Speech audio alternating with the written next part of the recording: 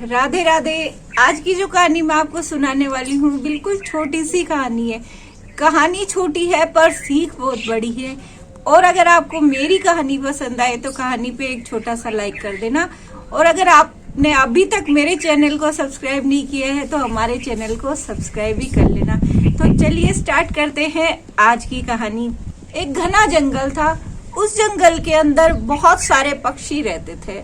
बहुत तरह तरह के पक्षी थे। गौरैया थी, मोर थे, बगुले थे, बहुत तरह तरह के पक्षी थे। उनमें से एक गौरैया, पास में समुद्र भी था। उस समुद्र के किनारे एक गौरैया भी रहती थी और गौरैया आज बहुत खुश थी। सभी पक्षी गौरैया की खुशी को देख के भी खुश थे क्योंकि आज गौरैया ने 2 अंडे दिए थे। पर गौरैया ने ये बात किसी को भी नहीं बताई थी और वो अपनी खुशी से झूमे जा रही थी और सोचने लगी, मैं शाम के लिए खाना चुग के ले आती हूँ और शाम को जल्दी ही वापस आ जाऊंगी। और मेरे अंडों के अंदर से जब मेरे छोटे छोटे प्यारे प्यारे बच्चे निकलेंगे तो मैं उनको खूब अच्छे से ध्यान रखूंगी, उनको खूब पिलाऊंगी। गौरैया ऐसे सोचते सोचते वहां से दाना चुगने के लिए निकल जाती है। और समुद्र क्या करते हैं, समुद्र अपने आप के अंदर उन अंडों को ले लेते हैं। अब जैसे ही गौरैया अपना दाना चुग के शाम को वापस आती है तो गौरैया को अपने अंडे दिखाई नहीं देते हैं वहां पे। तो वो बड़ा दुखी हो जाती है और बड़े गुस्से से पूछती है कि मेरे अंडे कहाँ गए?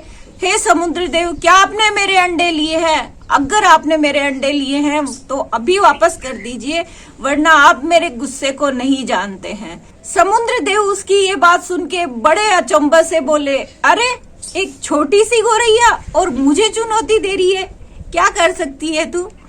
समुद्र देव ने गौरैया से कहा, बोले अगर आपने मेरे अंडे मुझे वापस नहीं किए तो मैं आपको सुखा दूंगी। ये मैं नहीं बोल रही हूँ, ये एक माँ आपसे बोल रही है, मैं आपको पूरा सुखा दूंगी। गौरैया बोलती है। अब समुद्र देव उसकी बात को सुन के हंसते हंसते वहां से चले जाते हैं। अब गौरैया अपने दृढ़ निश्चय से अपना काम शुरू कर देती है। इतनी सी छोटी सी गौरैया अपनी छोटी सी चोंच के अंदर पानी भरती समुद्र के अंदर से और किनारे पे ले जाके डाल देती। फिर थोड़ा सा पानी भरती, फिर किनारे पे ले जाके डाल देती। उसकी ये चीज देख के सभी पक्षी थे जंगल के, वो बहुत ही दुखी हो जाते हैं कि बेचारी नन्ही सी गौरैया है और देखो कितना परेशान हो रही है। सारे पक्षियों में से पक्षी आपस में मिलके बातचीत करते हैं और सारे पक्षी यही सोचते हैं कि क्यों ना चलो गौरैया को समझाया जाए। सभी पक्षी साथ में जाके गौरैया को समझाते हैं, गौरैया बहन तुम ऐसा क्यों कर रही हो? देखो तुम्हें आज कितने दिन हो गए हैं और तुम्हारी तबीयत भी बिगड़ती जा रही है। तुम ऐसा मत करो, तुम इस विशाल समुद्र को नहीं सुखा सकती हो। गौरैया बोलती है, मैंने आपसे कुछ बोला क्या? मैं आपसे कुछ नहीं बोल रही हूँ, मुझे मेरे अंडे वापस चाहिए और मैं समुद्र से अपने अंडे जरूर से लूंगी और मैं इस समुद्र को जरूर सुखाऊंगी। मैं आपसे कोई भी मदद नहीं मांग रही हूँ, मैं खुद ही अपना काम करूंगी। अभी सभी पक्षी उसको समझाते हैं पर गौरैया अपने फैसले पर बिल्कुल से अटल रहती है, किसी की भी बात नहीं सुनती है और अपने काम में जुटे रहती है। एक साथ थोड़ा थोड़ा पानी भर के अपनी चोंच में किनारे पे लाके डालती रहती है। अब पक्षी वहां से तो चले जाते हैं पर सारे पक्षी गौरैया को देख के बड़े दुखी होते हैं कि हमारी गौरैया बहन की तबीयत ऐसे तो बहुत ज्यादा खराब हो जाएगी और वो मर भी जाएगी ऐसा ही करती रही तो। अब सारे पक्षी मिलके गरुड़ देव के पास जाते हैं और गरुड़ देव को बोलते हैं, हे गरुड़ देव, हम आपको प्रणाम करते हैं। क्या आपको ये बात पता है कि गौरैया क्या कर रही है? गरुड़ देव को वो सारी बात बताते हैं कि ऐसे ऐसे गौरैया ने अंडे दिए थे और उसके अंडे नहीं मिले। तो वो समुद्र से बहुत गुस्सा है और उसको लगता है कि समुद्र ने ही उसके अंडे लिए हैं और वो समुद्र को सुखाना चाहती है। गरुड़ देव भी गौरैया की ये बात सुन के बड़े अचंभे में पड़ जाते हैं और वहां से सभी पक्षियों के साथ गौरैया को समझाने के लिए जाते हैं। अब छोटी सी गौरैया जिसकी तबीयत अब बहुत खराब हो चुकी थी, फिर भी वो अपनी छोटी सी चोंच में पानी भरती और धीरे धीरे लाके किनारे तक डालती। अब गरुड़ देव को देख के गौरैया गरुड़ देव को प्रणाम करती है। बोले, हे गरुड़ देव, आप आज यहाँ पे कैसे? बोले, छोटी सी गौरैया, तू जो ये काम करी है इसमें मैं तेरी मदद करना चाहता हूँ। देख, मेरी चोंच तेरी चोंच से काफी बड़ी है। अगर मैं भी तेरे साथ काम करूंगा तो हम जल्दी ही समुद्र को सुखा देंगे। अब गौरैया बोलती है कि नहीं गरुड़ देव, ये मेरी ही लड़ाई है और मुझे ही लड़नी है, आप यहाँ से चले जाइए। अब गरुड़ देव उसकी तरफ देखते हैं तो गरुड़ देव को भी बहुत दुख पहुंचता है कि एक नन्ही सी गौरैया कितना परेशान हो रही है।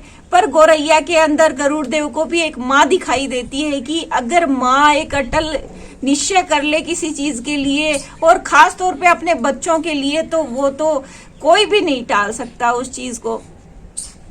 गरुड़ देव भी गौरैया को देख के वहां से चले जाते हैं और वो विष्णु भगवान के पास जाते हैं और बोलते हैं, हे प्रभु, मैं आपसे विनती करता हूँ, आप एक बार धरती पे देखिए, एक नन्ही सी गौरैया है जो कि माँ बनी है अभी अभी, और उससे अपने अंडों से इतना लगाव है, जबकि उसके बच्चे उससे बाहर नहीं निकले हैं।